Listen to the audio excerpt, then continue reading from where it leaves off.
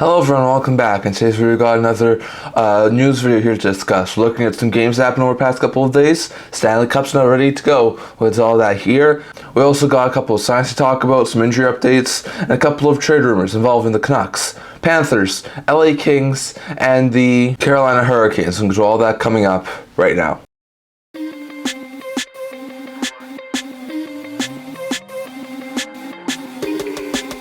Hello everyone, welcome back to another video here at the Intent Talkie channel. Before we get into this video, don't forget to like this video and subscribe down below. Thank you all for your support and the will to all of you guys. So if you haven't already, don't forget to subscribe button down below and don't forget to leave a comment down in the comment section below so someone else discuss today's video. Now, as usual, I'm going to start today's video off by discussing some game reviews from our past couple of days. We were saying that there's a possibility of 3 games over the past 3 days. On Saturday, it wound up only being 2 games over the past 3 days. So we'll get to both of those games here. First, Panthers took on the New York Rangers. Panthers had a chance to move on, and the Rangers in 6 go on to their second straight Stanley Cup Final. So it was an interesting first period, really close, tightly contested. Under a minute to go in the first period, Sam Bennett would score, making it 1-0 Panthers. This way it went to the first. That's the way it was at the end of the second. That's the way it was until midway through the third period, when Vladimir Tarasenko, against his team that he played for last year in the playoffs, was able to score. I think that might have been his first goal of the series, and Tarasenko was able to give the Panthers a 2-0 lead. With about a minute and a half left, Artemi Panarin would score to make it a 2-1 game, make it interesting, made the Panthers fans have to hold their breaths, but it was not enough. The Panthers were able to hold on, win 2-1, and they are advancing to the Stanley Cup Final for the second time in 2 years, as they downed the New York Rangers 2-1 and beat them in the series 4-2. So very good stuff there. Bennett and Tarasenko were 2 goal scorers for the Panthers in the win, while Panarin was 1 goal scorer for the Rangers in the loss, as they failed to advance to the Cup Final. So very bad stuff there. Really interesting to see Florida get back to the Cup Final. First time since the Pittsburgh Penguins back in 08-09 that they lost in the Cup Final, and then the next year able to get back to it, and the Penguins won the Cup. So does this mean Florida's going to win it this year? Maybe. We'll have to wait and see, but that's going to be an interesting thing to see. Florida back in the Stanley Cup Final. And bad to see the Rangers lose. They got to the conference final, won 2 games for the second time in 3 years. Really good accomplishment for them. They are so close to the Cup Final, but yet they still can't. And this is the first time a President's Trophy team has made it to a conference final since 2015 with the New York Rangers. So really good stuff there for Rangers. It was really good to see them get this far, but it's not enough to get them to a Cup Final this year. So that's interesting. And then on Sunday, we saw another interesting game. Really early on, power play goal from Connor McDavid would give the Oilers a quick 1-0 lead. Then Hyman would score a goal with about 5 minutes left in the first period, also on the power play to make it 2-0. That's the way it was at the end of 1 and the end of 2. Then just about 7-8 minutes into the third period, Mason Marchment would score, make it a 1-goal game, and Dallas would continue to throw shot after shot after shot on Stuart Skinner, but it was not enough. The Oilers were able to hold on, get a 2-1 victory, and advance to the Stanley Cup Final for the first time since 2006, and the first Canadian team since the 2021 Montreal Canadiens. So very good stuff there for the Edmonton Oilers. Really good to see them go. I personally was not expecting them to make the Cup Final. They've shown me that they are way more of a better defensive team than I thought. Skinner's been playing fantastic ever since that Game 6 against Vancouver. They're getting some depth scoring from their positions, and they're looking like a lot better team. I could see them win the Cup. So really good stuff there for the Edmonton Oilers. McDavid had a goal and an assist in this game. Bouchard had 2 assists, and Hyman also scored for the Oilers in the win, while Marchment was a 1 goal scorer for the Stars in the loss. So interesting game there. Stars losing their second straight conference final. They are so close to winning the Stanley Cup, and there's no way that their window's closed. They got a bright future ahead of them, and I expect them to be back in either the second or the conference final, if not the Stanley Cup Final next year. So interesting stuff there for Stars, but just not enough as they lose in 6 to the Oilers. So we got a Cup Final of the Edmonton Oilers, Florida Panthers. Twice in previous history has a Florida team played a Canadian team, including once before a Florida team playing an Alberta team. In 2004, the Bolts were able to beat the Flames. In 2021, the Bolts were able to beat the Montreal Canadiens. Can the Panthers continue to help Florida remain undefeated against Canadian teams in the Cup Final? We'll have to wait and see. But I have my Cup prediction on the Panthers versus the Oilers, and hopefully in the not too distant future, maybe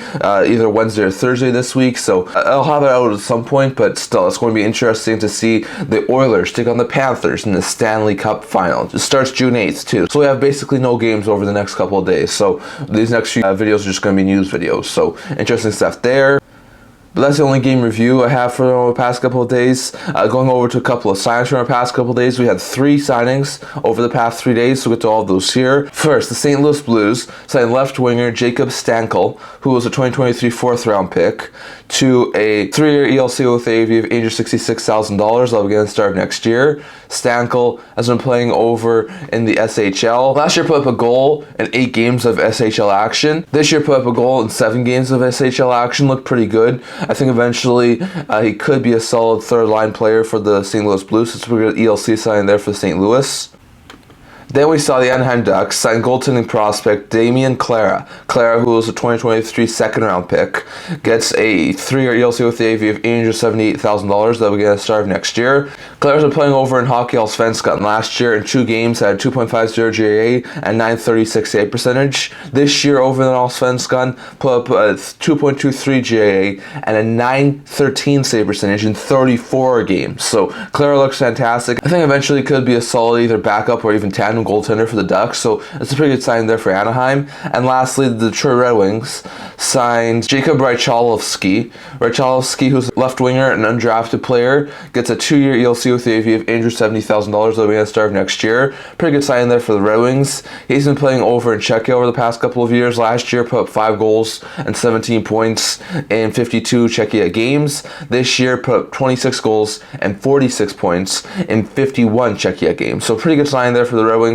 Maybe could eventually be a solid bottom 6 forward there for Red Wings, so that's a pretty good sign there for Detroit. So those are the signs from our past couple of days. Rychovsky, who's an undrafted player, signs the ELC with Detroit, while Clara signs in Anaheim with his ELC, and Stancl signs his ELC with the St. Louis Blues. So some interesting signs from our past couple of days. Going over to a quick injury update from our past few days. No injury updates to talk about from our past few days. Still a lot of things on the injury front were Stetcher and Tanev. So hopefully most of those teams that are going to the Cup Final are healthy going into the Cup Final. So that's going to be interesting, but no injury updates to talk about here. And lastly, going over to a couple of trade rumors. Let's start over here with the Vancouver Canucks. So the Canucks are the first thing we're going to talk about here.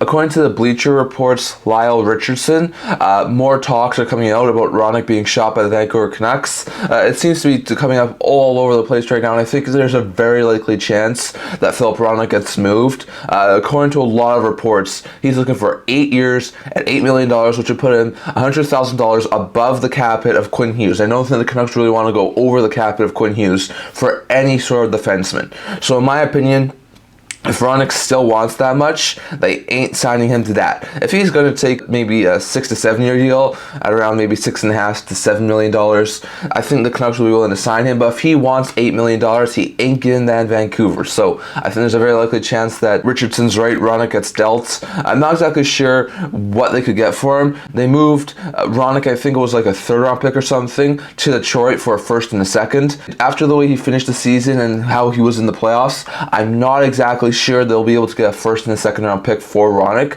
especially with the cap that he wants. But I could see him still get some pretty good pieces. I think either a young player who's ready to get into the NHL in not just the future, or a prospect who's a couple years away, plus a high 2nd round pick, might be a really good asking price for Philip Hronek right now. So I think the Canucks would be willing to pull a trigger on that. There'd be a lot of teams who could use a solid top 4, maybe even top pair, right shot defenseman. Do they have to pay him a little bit? Yes, they do. And it has to be a team who's willing to pay him what he wants. But I think there would be a couple of teams. I wouldn't even be surprised if Chicago was an interested team. The Blackhawks, in my opinion, could be a really good fit for him. He could be a top 4 right shot defenseman.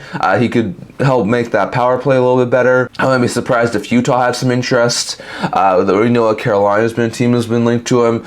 Could Boston have some interest in trying to add another top 4 right shot defenseman? Could Buffalo try and add a right shot defenseman like Hronek? There's going to be a couple of teams who have some major interest, and I think there's going to be a couple of teams who would pay a really nice price to try and get Hronek. And I think if the Canucks move Hronek, who wants $8 million, maybe they're able to keep Myers, who I think is wanting like $2.5 to $3 million, and maybe they can try and convince Zadorov to sign maybe like a 6-year deal with the AV of like $5.25 million.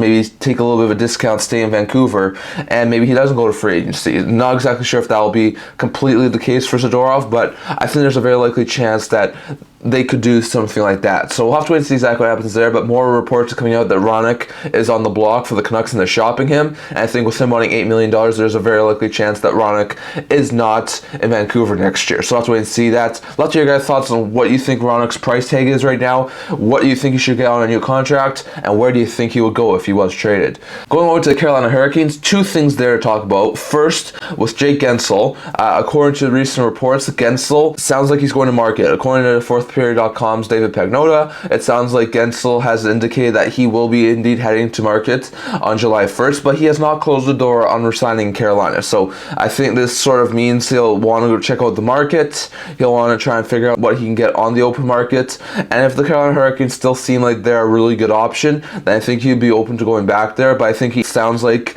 he will be testing the market on July 1st. So it looks like we're going to have a really big name on free agency day as a potential signing. So we'll have to wait and see exactly what happens there. Maybe Guentzel and the Canes reconnect and maybe they find a way to get an extension done. But I would not be surprised, as we sit here right now, that Guentzel probably goes to free agency. So I'll have to wait and see on that. But according to David Pagnotta, it does sound like, at this point in time at least, Guentzel will probably be leaving and will probably head for a market, but could be back. So we'll have to wait and see on that. According to Frank Saravalli, on the other hand, talking about the Carolina Hurricanes, he says that he would not be surprised if before the Stanley Cup Final starts on Saturday, June 8th, we see a Martin Necas trade. Now that's an interesting piece of news there. Now I think we are going to see some trades during the Stanley Cup Final. I highly doubt that each and every one of the 30 teams who are eliminated right now are going to leave all of their business up until either June 18th, 21st, or 24th. I highly doubt that.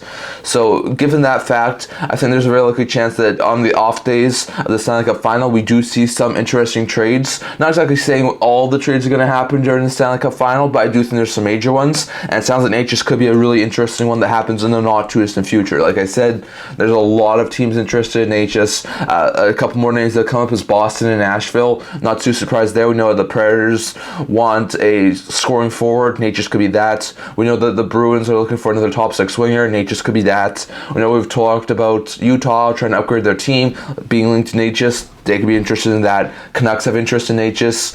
We talked about the Flames having interest in Necas, the Kraken potentially having interest in Necas, and there's been a couple of other teams too. I think Pierre LeBrun went on record saying that at least over half the NHL has checked in on a Martin Necas trade, so there's a lot of teams interested in Necas, and I think the Hurricanes are going to be able to command an extremely good asking price for this player. So it does sound like it might come to a head in the not too distant future, according to Frank Saravalli, and we may have a Necas trade in the not too distant future, so I'll have to wait and see on that, but it sounds like, according to David Pagnotta, Guentzel's going to be heading to free agency, and according to Frank Saravalli, Necas trade could happen in this upcoming week. So we'll have to wait and see on that. And going over to the Montreal Canadiens, could they have some interest in LA Kings forward Arthur Kailyev? So according to a couple of recent reports, Arthur Kailyev, who we have talked about for a little bit, seems like he wants out of LA. It seems like him and the LA Kings are sort of at a bypass. They need a fresh start. So it seems like Kaileyev's going to get moved. A team was apparently been linked to him as the Montreal Canadiens. Now I think this could be a decent addition there for Montreal. He's not the big upgrade that a lot of people are thinking that the Canadiens are going to go after, like a Zegras or a Kako or something like that, where it's a former top-end pick who is maybe needing a fresh start. This is a guy who can definitely fit in their top 9, sort of like on the third line, but he's not going to be an overly huge ask to acquire. I think Kailyev in Montreal could really work out well. I think he could be a solid goal-scoring winger on like the third line. He could be a fantastic fit in Montreal, and the asking price, like I said, would not be too high. Now we know the LA Kings don't have the best of blue lines, and the Canadiens have a plethora of blue liners. So could they move maybe one of their young blue liners? Like I wouldn't be surprised if Jordan Harris was of interest to the LA Kings. Maybe swap young players. Maybe LA gives Kailyev to Montreal, he's able to become a solid third line goal scoring sniper. Montreal gives Jordan Harris to LA, he's able to get a solid third pair role in a weaker LA blue line. I think that could be a really good swap there for those two teams. I'm not saying Harris was linked to LA, but I think if Kailyev was moved to Montreal, that could be actually a really good swap there. So we'll have to wait and see exactly what happens there, but it does seem like Montreal may have some interest in Kailyev. Not surprised there. Young player, needs a fresh start. Looks like it could be a solid, maybe middle six forward eventually. I think that's a really good indication as to why the Montreal Canadiens have some interest. And I could definitely see a guy like Jordan Harris, or maybe even another young guy like a Jaden Struble go to LA in a trade. Maybe it's 1-for-1. Maybe there's a couple more things involved, but I think that could be a really good trade there for the Kings and the Canadiens. And lastly, going over to the Florida Panthers. Now, this has also been coming up over the past little while. According to Steve Simmons of the Toronto Sun, there's a couple of people he's talking to that says that there's a possibility that Aaron Ekblad is moved by the Florida Panthers this offseason. Now, this is not overly surprising news. Ekblad's going to be entering the final year of his deal. He's got, I think, a $7.5 million cap hit. He's, at this point in time, the team's number one defenseman. He's been the number one defenseman for quite some time, and they're focused on the Cup Final right now. So they're not going to be entertaining any sort of trade offers or things right now. But there is some interesting options here. I mean, we know the Panthers want to keep most of their UFAs. They have Sam Reinhart, who's a UFA, Brandon Montour's UFA. They at least got Gustav Forsling done before the trade deadline, so that was good. But they still have two really big pending UFAs. Montour, in my opinion, would probably get $7.5 to $8 million on the open market. He can probably get around $7 million on the Panthers team. Reinhardt, in my opinion, could get maybe $9.25 in Florida, and I think he'd be open to doing that. So I wouldn't be overly surprised if both those guys sign, but that's $16 million around, maybe even a little bit higher on their cap hit. So if that's going to be what it takes to sign those two guys, they're going to need to free up some cap space, and maybe Ekblad is the way they free up the cap space. We know that Ekblad suffered a lot of injuries over the past couple of years. He is a little bit injury prone, and this team has made do quite well without Ekblad when he's been injured. Now, he's been a key piece of their 2 Cup Final runs, so losing him would be extremely bad for them. But they have a lot of good young pieces. Like Forsling's been really good this year. Montour's been really good this year. If they can keep Montour and lose Ekblad, I think they'd be open to doing that, given how well Montour has been able to play. So I would not be one bit shocked if Ekblad was moved to create the cap space necessary to sign Montour and Reinhart. Me personally, I don't think that would be too surprising. I think they've already showed the like 2-3 years ago when Ekblad went down with knee injuries that they can make do without Ekblad, and if they go out and maybe get a couple of cheaper third pair defensemen and count more on Forsling and Montour next year, I think they'd be open to doing that. So Ekblad may be a guy who's on the block for the Panthers in order to try and free up some cap space to try and keep Montour and Reinhart. So it'll be interesting to see. Probably won't hear much of this until after the Stanley Cup Final happens, whether it's on the 15th, 18th, 21st, or 24th, whenever the Panthers offseason finally happens. But it is going to be interesting to see Aaron Ekblad potentially on a different team next year after going to back-to-back Cup Finals with the Panthers. So it'll be interesting to see how it happens there, but definitely it seems like Ekblad could be a cap casualty in order for the team to keep Montour and Reinhart. So definitely, I'll let you guys thoughts on all of that down in the comment section below. So I'm going to talk for today. What do you think about Ekblad? Does he get moved for the Panthers to keep Montour and to keep Reinhart? And if so, where would be the best fit for him to be traded to? Do you see Montreal having some interest in Arthur Kailyev? And if so, what do you think the asking price will be? Could it be a guy like Jordan Harris, or would it be something else in your opinion? Definitely let you guys thoughts on that. What do you think about the Carolina Hurricanes? Does Guentzel stay in Carolina, or does he indeed go test free agency? And is there any potentiality there for him to stay in Carolina long term? And do you see an agent trade happening at some point this week? Definitely let you guys thoughts on that. Plus, what do you think about Philip Hronek? Does he remain in Vancouver even if he's asking for $8 million, or has he boxed himself out of Vancouver? And if he has boxed himself out, where would be the best landing spot for Hronek? Definitely let you guys thoughts on all of that. And what do you think the asking price will be down in the comment section below? Plus, what do you think about the signing updates and the game reviews from our past couple of days? Lots of interesting game reviews with the Panthers and Oilers now headed to the Stanley Cup Final. Let you guys thoughts on all of that down in the comment section below. So I'm going to talk for today. We're going to like this video, and if you're like it, subscribe down below. Thank you for your support, and I will love you guys. So if you haven't already, don't forget the subscribe button down below. Don't forget to leave a comment down in the comment section below so you can also get today's video. I also do a blog talking about news, rumors, analysis, stuff like that. So I'm going to check that out. Leave a link down in the description below, and I can't see you guys all for next video. See you guys soon.